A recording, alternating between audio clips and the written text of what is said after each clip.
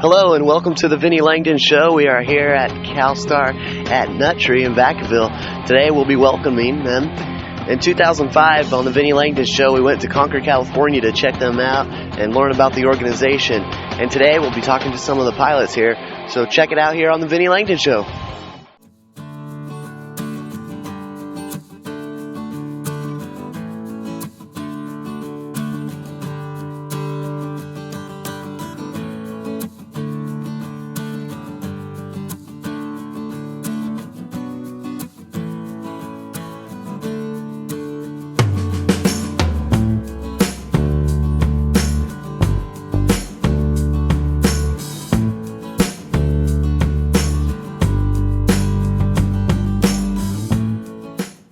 How's it going?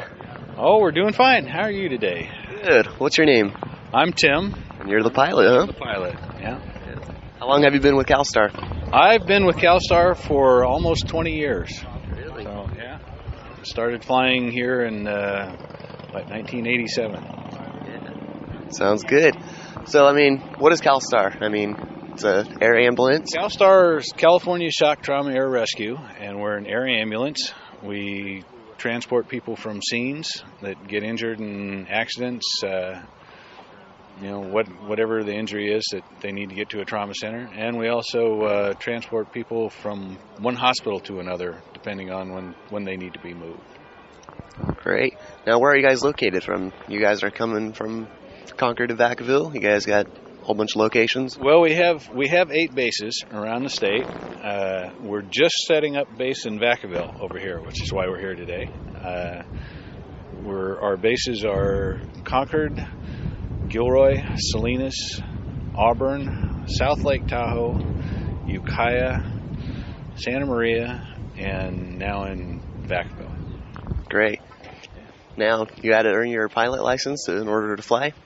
Oh yeah, I was a pilot for almost 10 years before I got this job. You have to get a pretty good amount of time and experience before you can start doing this work. So that was 9 years, almost 10, before I came here, and then that started out just flying whatever I could get somebody to pay me to go do. So. Now, what inspired you to become a pilot for CALSTAR?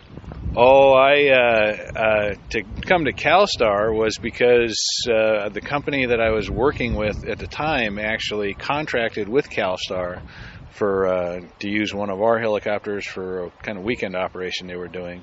So I got to see this operation from a first-hand thing, and I got along with the nurses, and they got along with me, so we all started working together. I decided to come over here. Now, what kind of, incidents and scenes do you guys go to? Well, we go to a whole variety of different things. It can be as simple as someone with a broken leg who happens to be up on a mountaintop somewhere where it's a real long ambulance drive to get in there. Or it can be something as serious as a car accident with real severe traumatic injuries where the patient needs to get to the hospital in a real hurry.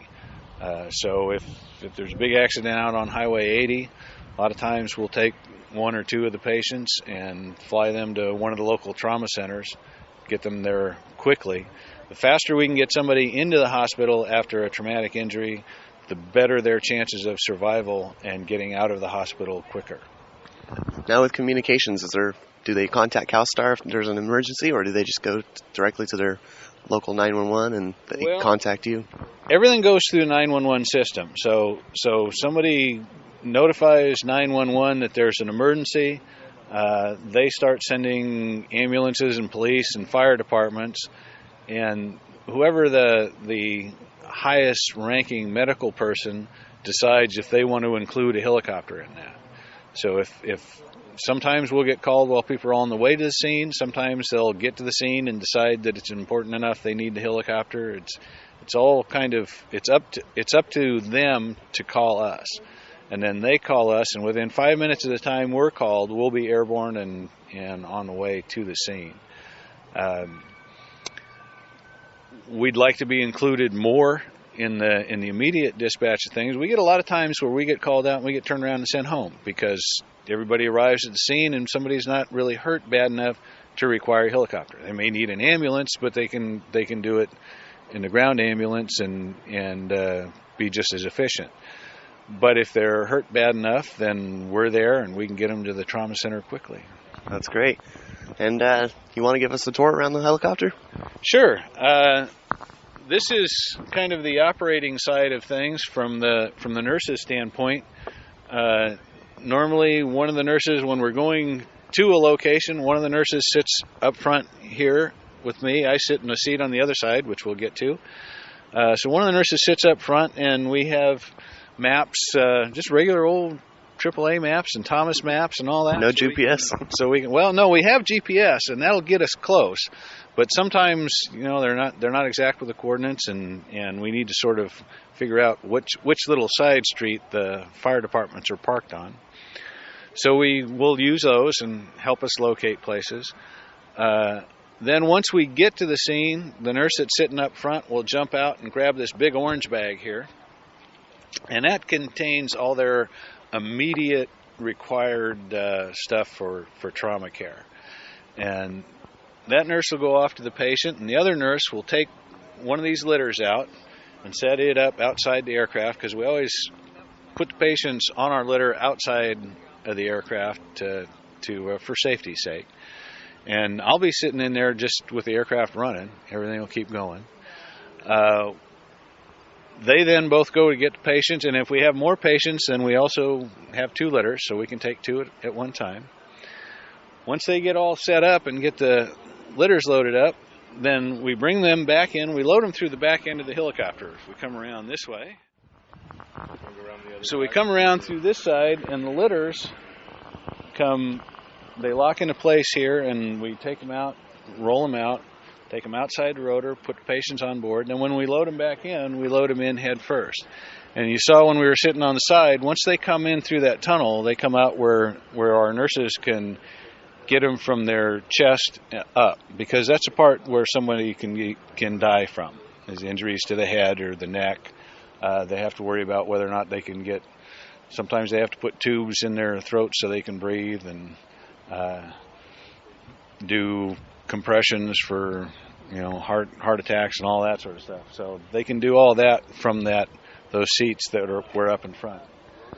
And we close these doors and get on the way to the hospital and get there in about 12 minutes. Yeah. So these numbers above our head, what kind of numbers are those? The numbers on the side of the aircraft, those are the numbers. Every aircraft has an individual number, and actually every country has different symbols to start with. In the United States, we start with an N. I think you can think of it as national, if anything else. If you're in different countries, they start with different numbers. And then these numbers are for this individual aircraft. So if somebody's on the ground, or if the FAA wants to know where this aircraft is, they can look at these numbers and find it exactly. Now there's Reach and there's Life Flight and there's CALSTAR. I mean, are they all the same? There's a variety of different places. A lot of people think of all of these things as Life Flight. Life Flight's a brand name, just like CALSTAR's a brand name. Reach is another helicopter that's around this area. There's a Metaflight out in the middle of the valley, and there's several of them, and I can't even remember all their names. But there's several of us around in different places, and we all sort of overlap. We all do the same thing. One of the differences with CALSTAR is we are a private, nonprofit, public benefit corporation, so we have to rely on the goodness of donations from people who can afford to give some money away and write it off their taxes and all that sort of stuff. And that helps us to pay off the bad debt of things. And then we bill patients, and if we're lucky they have money and can pay us, and if we're not, well, then we have to go hope that somebody else will give us some money so that we can stay in business. But we don't ever check to see whether or not people can pay for anything before we do it. We go get them moved and take care of them, and hopefully it all works out. So what are some important tips? I mean, if CALSTAR is landing, what should people beware of? Well, anybody who's on the ground that is not actually involved in the operations should really try to stay as far away from everything that's going on, because there's an awful lot of activity. The firemen are doing their job, the police are doing their job, the paramedics are coming in, the helicopters are coming in. So there's a lot of activity, and you really aren't going to be able to help. Just stay out of the way. Whenever a helicopter comes in, there's going to be a lot of wind that's going to come up. It's going to blow a lot of dirt and dust around, so you want to try to be behind a car or a tree or something where you don't get knocked over. you don't get sort of blown over, and you don't get a lot of dirt and dust blown in your face. And so, anything else on the other side, or? Well, we come around the other side is where the pilot sits. That's your fun job. Yeah.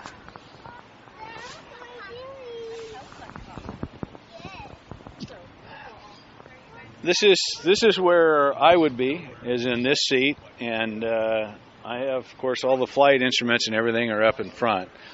Everything you've seen previously, looking back in there, is all medical equipment. We carry, as far as medical equipment, we carry everything in here that you would find in a emergency paramedic ambulance or in a critical care ambulance.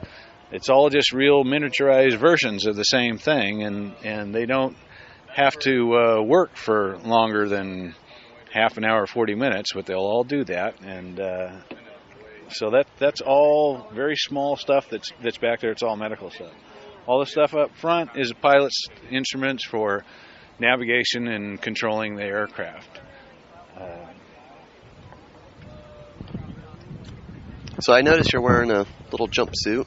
I mean, is that just for the image, or? No, flight suits actually have their purpose. There's several reasons for them. One is that you're working in an environment where there can be a lot of hazards around and that sort of thing. These flight suits are actually made out of Nomax, which is the same thing that the military guys use in their flight suits. It's if there is a fire involved or something, then it's going to help protect us. Nothing protects you completely, but this is a little more of a help. The other good thing about flight suits is when we get called at 3 o'clock in the morning and you're laying in bed and asleep and you have to jump up and get dressed real fast, you just have to kind of slip this thing on, slide it up, and pull up the zipper and run out to the helicopter. So you can get in and out of them a lot faster than just regular clothes. Definitely.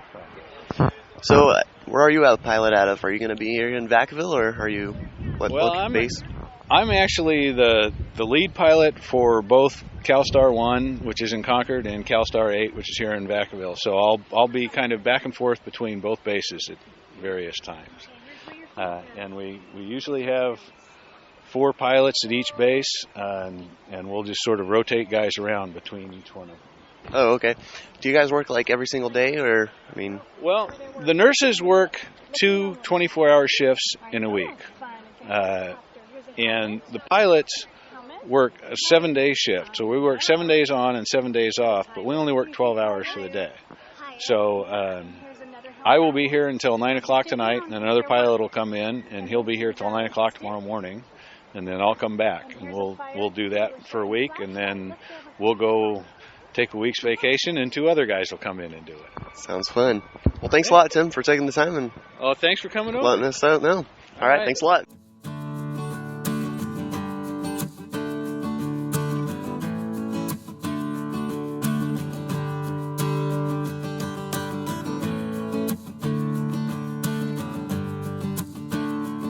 Well, how's it going, Ross? Doing good. We're having a good time here at the Harvest Days Festival. Well, thanks a lot for letting me come out and check out CALSTAR again. You bet. I mean, glad to have you. 16 years ago, was a patient. That's right. You were about the size of the microphone, I think. I think so, too. Well, tell us. I mean, you guys got CALSTAR coming to Vacaville, Nut Tree coming up. You guys are already here, right? Yeah, we started a couple of weeks ago, first part of October, with weekend service. And as soon as we get full staff and aircraft support, we'll be going 24/7, and that should be before Thanksgiving. Sounds good. All right, you want to tell us, you got memberships that people can Good. One of the unique things about CALSTAR being a nonprofit is that we can set up a membership program, and for an individual for $40 fee a year and $45 for a whole family. You become a member. The benefit to the member is that if they should ever be so unfortunate as to be transported by CALSTAR or one of our reciprocal partners throughout the western U.S., they'll never see a bill for it. Currently, our billed charges for a transport are in the tens of thousands of dollars, so it can be a significant benefit for the member. The other part of it is it's a great benefit for CALSTAR. Not only is it a revenue source, but it also helps, we think, CALSTAR and the citizens sort of identify and come to realize that we are part of the community and we are a nonprofit community service.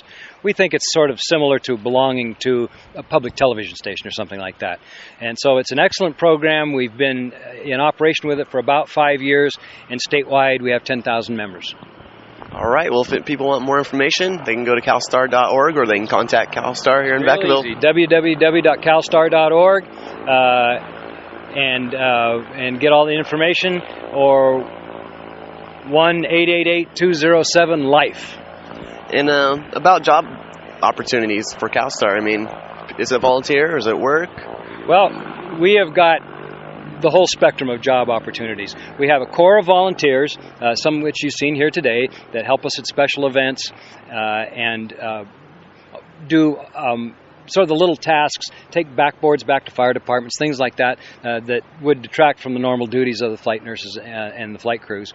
So that's one way we really would encourage participation.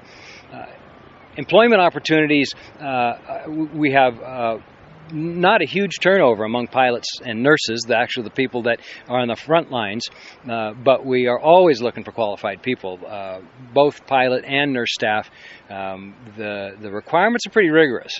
We look at a pilot that has a minimum of 3,000 flight hours, plus a lot of time at night in the mountains, and maybe experience doing this. But that we can waive that maybe if they have good credentials otherwise. Flight nurses is a real interesting thing as well. A lot of people have the impression, well, you could just take a nurse and put them on the helicopter, but that's not the way we do it at all. Our nurses have to have what we call pre-hospital experience, meaning experience as a paramedic or an EMT in the field, so that they are familiar with a trauma scene and a 911 call. Sometimes nurses who have got extensive time in an intensive care unit or an emergency room that show an adaptability to field work, we can bring on board and give them a lot of on-the-job training. But that's the primary thing, that they know how to react when they come up on a scene and it's at night and it's a rainy night, and all of a sudden the firefighters and the ambulance drivers look at the nurse and say, okay, now what? And we have multiple patients, and that person has to be able to function, make the right decisions in extreme circumstances. So that's the kind of people we look for. Intelligent people. Intelligent and cool people. Yeah. And fun people, right? Well, that goes without saying. Yeah. Well, thanks a lot. All right, Vinnie. Anytime. We'll look forward to seeing you again. So your name is? Brad Sidwell. And you are a flight nurse. Now, what is a flight nurse? Flight nurse is a specially trained advanced practice nursing, not a degree or a license, but it's advanced practice nursing.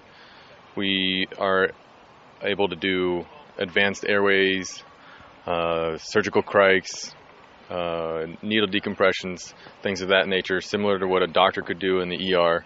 Our aircraft is basically a flying ER and or ICU, so that's what a flight nurse basically does. We respond to 911 calls for traffic accidents, any type of 911 calls that needs immediate transport to a hospital. That's great. Well, keep up the good work and have fun. Thank you much. Have a great day. Well, hey, thanks to Tim, the pilot, and everyone here at CALSTAR, Ross, and all the volunteers for talking to us here on today's show. Well, I got to get going and hop into CALSTAR for their next show. We'll see you guys later. Remember, if you want more information, check out their website, www.calstar.org. I'm Vinnie Langdon, and we'll see you next time. Let's go.